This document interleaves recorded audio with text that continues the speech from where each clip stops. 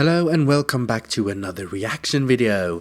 A couple of weeks ago I reacted to a video called like 15 fun facts about Poland, and in fact that was a horrible video because it wasn't fun facts and it wasn't facts.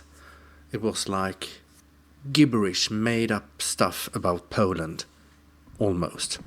So I got a suggestion from one of you to watch the video 10 inventions you didn't know were Polish.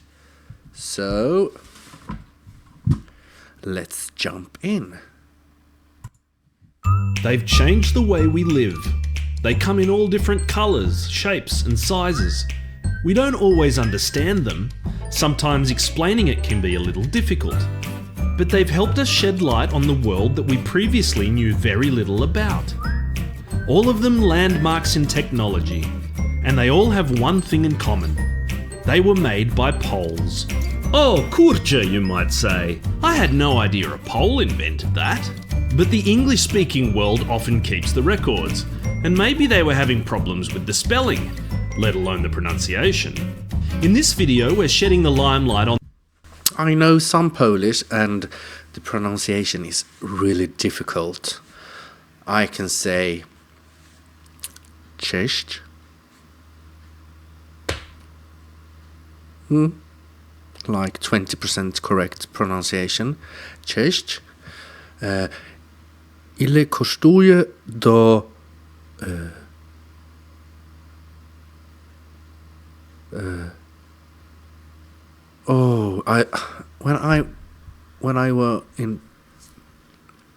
I went to Poland and I asked a taxi, what does it cost to go to the old town? Ile kosztuje do starego miasta? Something like that. Pardon me. On the top 10 inventions made by Poles.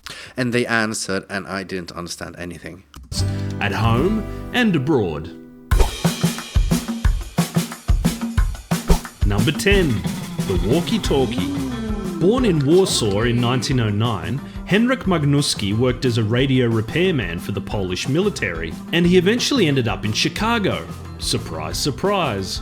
It was here that he would be employed by the Galvin Manufacturing Company, which would later change its name to Motorola. Leading a team of radio engineers, they developed the SCR-300, the first radio to be used by American forces in Europe.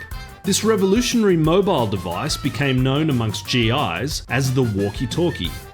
Nowadays you can find the walkie-talkie in just about any line of work. Take this part-time construction worker for example, overseeing Magnuski's head. Number 9. Esperanto. I knew about Esperanto. I didn't know about the walkie-talkie. We have walkie-talkies. My kids love to play with them. And Esperanto. I tried to learn Esperanto. Saluton. Yeah. I don't remember that much. Imagine a world where there is one neutral language that everyone can communicate in. A language of understanding and diplomacy that has the power to end international conflicts and foster world peace. That was the dream of a linguist from Białystok by the name of L.L. Zamenhof.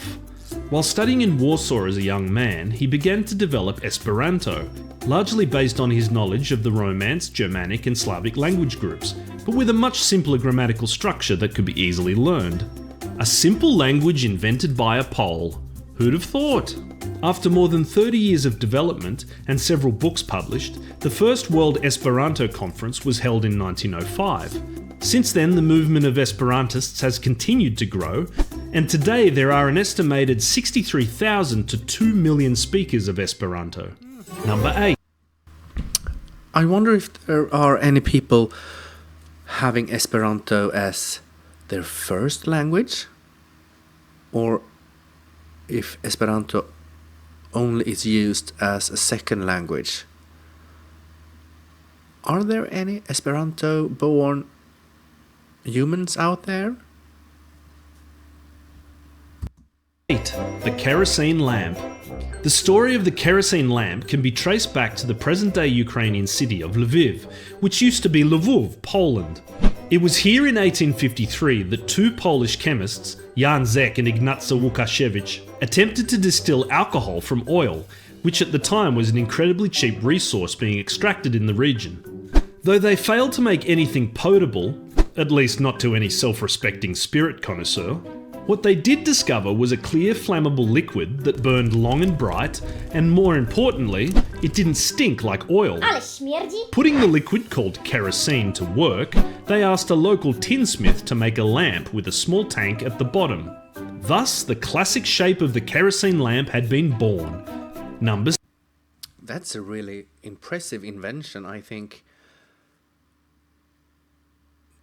That lamp has been a revolution to many people before electricity, I think. And it's Polish. 7. The railway signal device. Jan Józef Baranowski deserves the award for the most proactive employee of all time when it comes to his work for the French railway.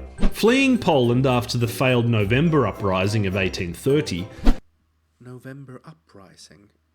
Never heard of. Baranowski first worked as a bank teller and cashier in France, before he landed a job as a bookkeeper for the National Rail Network. Baranowski made several key inventions for the railway system, including the first ever ticket printing machine that could spit out 5,000 tickets an hour, and each with a unique serial number. But at a time when railroad accidents were becoming more and more frequent, it was Baranowski's automated railway signalling device, invented in 1857, that made the biggest impact on the industry. Prior to this, signalling depended on employees waving flags at various points along the track, as well as their knowledge of when and where the trains were coming from. In an age of increasingly busy railway lines, the Baranowski signal, as it became known, avoided countless accidents and undoubtedly saved a lot of lives. A very important invention. A very important invention. Number 6. The telectroscope. Jan Szczepanik, often referred to as the Polish Edison, made several contributions to technology throughout his lifetime. However, it's his version of the telectroscope, produced in 1898, that is considered to be a landmark in the development of telecommunication. A telectroscope is a scope and lens, amplified with electricity, that can reproduce images from a distance. Sound familiar? You may not be surprised to know that the term telectroscope was replaced around the turn of the century with the word television. Though he was certainly not the first, Szczepanik's weird machine, as it was called, is alleged to have been able to recreate colour, which would make Szczepanik the forefather of colour television. Number 5. Impressive. I've never heard of a telectroscope. Telectroscope? Never heard of it. The paperclip. Paperclip. Whilst the person behind the idea of the mighty paperclip has long been disputed, one contender for your praise may be the famous Polish pianist and composer Józef Hoffmann. Praised by many as the greatest pianist that ever lived, Hoffmann was also an inventor in his spare time. It's been suggested that the inspiration behind the shape of the paperclip was the treble clef, no doubt burned into his brain after hours of reading piano scores. Hoffmann is also accredited for developing one of the earliest mechanical windscreen wipers, which apparently was inspired by the back and forth motion of his metronome. Number 4. The electric-powered submarine. Although experimentation with submersible craft had existed since the mid-16th century, it was a Pole who first successfully created a submarine powered solely by electricity.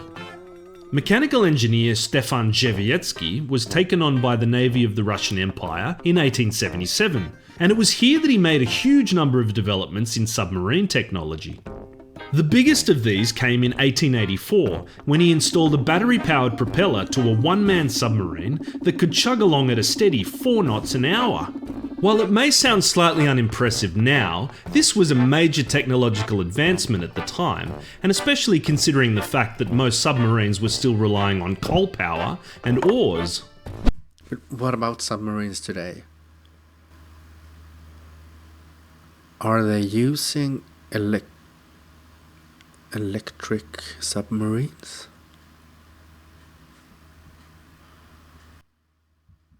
Outside of submarine technology, Zhevietsky is also the guy who invented the taximeter, of all things. Number 3. The vote counting machine. Oh look, it's our friend Baranovsky again. The mid-19th century was a time of renewed interest in liberal democracy, and public voting was taken very seriously. Realising the overwhelming task of counting votes, as well as issues of scrutiny and impartiality, Baranovsky conceived the idea that it would be better for a machine to do all the counting instead. No doubt his obsession with numbers was the major motivator behind this, and other machines he patented as well include the gas meter. Yes, apparently he invented that as well. Number 2.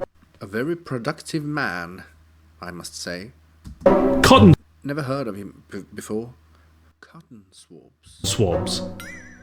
A cornerstone of modern hygiene, the cotton swab was developed by Leo Gestanzang, a Pole from Warsaw who made the Chicago move in 1912. The story goes that in 1923, Gestanzang found his wife, Jutta, applying cotton wads to toothpicks in an attempt to reach those hard-to-clean places. This became the inspiration behind the Q-tip, Q standing for quality. But unlike his wife's toothpick, the Q-tip had 2 cotton tips to allow for double takes. Before we reveal our number 1 Polish invention, we'd like to mention that Poland in your pocket is currently struggling financially, no thanks to the coronavirus situation. Number 1, the bulletproof vest. If you can stop a bullet, you're either Superman. Number 1, the time, and we really do appreciate any support that you can give us. Number 1, the bulletproof vest. If you can stop a bullet, you're either Superman or a pole. The first commercially produced bulletproof vest was made by a Polish priest named Kazimierz Zeglen, who travelled to the US in the 19th century. It was here that he came across the research of a George E. Goodfellow, a physician based out in the Wild West. It was Goodfellow that observed how gunshot victims who had silk fabric against their bodies often had reduced injuries when struck by a bullet. Expanding on his research, Zeglen developed a centimetre-thick vest of layered and woven silk that could stop a bullet altogether. He publicly demonstrated his new invention in 1897. The priest wore the vest and the assistant fired the bullet. But Zeglen's vest was not a viable product. It was slow to produce, not to mention the outrageous price tag of $800 US, which is about $25,000 today. Enter Pole number 2, Jan Szczepanik. I think you've been acquainted. Szczepanik, who had been developing automated weaving technology for years, teamed up with Zeglen and managed to work out the whole mass production thing. The bulletproof vest was a huge success amongst the rich and the famous who could afford the ridiculous price tag that still remained. Most notably, Szczepanik managed to palm one off to King Alfonso of Spain, and the vest saved his life during an assassination attempt. Archduke Franz Ferdinand is alleged to have been offered a vest, but turned it down, and we all know how that turned out. Zeglen and Szczepanik eventually had a falling out over business relations, and although Zeglen never relinquished his authorship, it was Szczepanik's weaving production and entrepreneurship that made his profit greater. So much so, in fact, that Zeglen's contributions are all but forgotten today. It's also interesting to note that over 60 years later, it was an American woman of Polish descent, Stephanie Kwolek, that developed the polymer for Kevlar, the fabric which is used in today's standard issue bulletproof vests. So what did you think of our list? Were there any crucial Polish inventions that we somehow overlooked?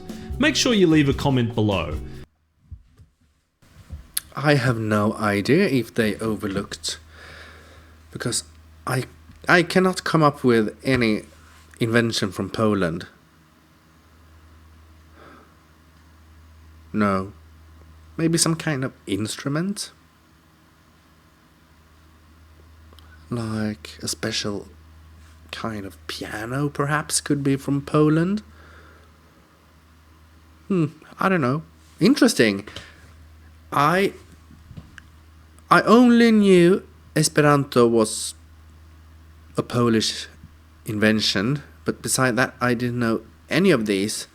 Like I use the ear cleaning thing.